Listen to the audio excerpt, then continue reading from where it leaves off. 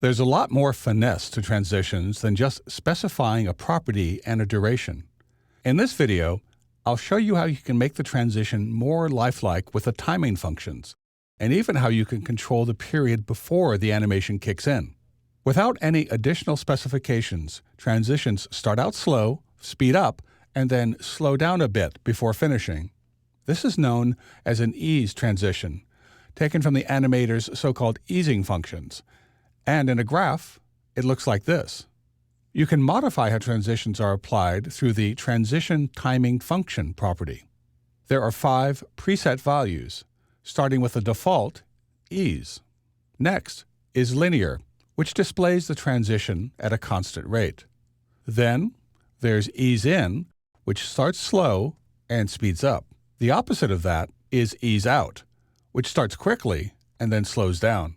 And then there's the combination of the two, ease in out, that starts slow, speeds up, and then slows down again.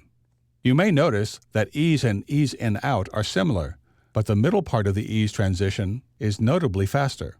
The transition timing function property has one more possible value, cubic Bezier, which takes as parameters 2 sets of 2 numbers, all comma separated, typically between 0 and 1.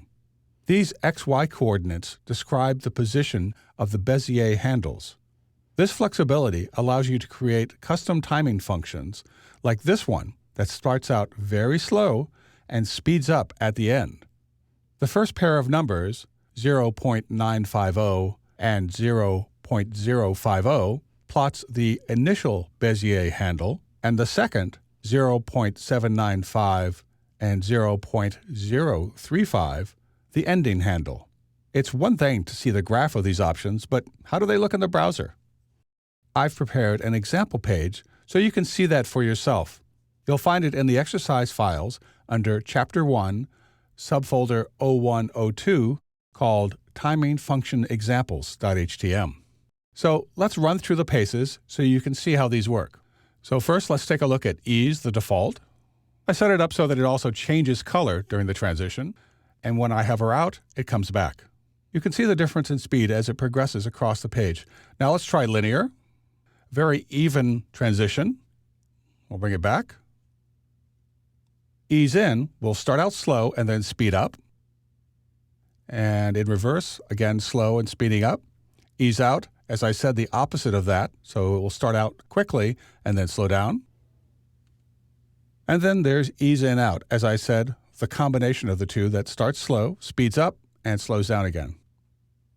Now finally, here's a cubic Bezier value using the custom values that I mentioned earlier.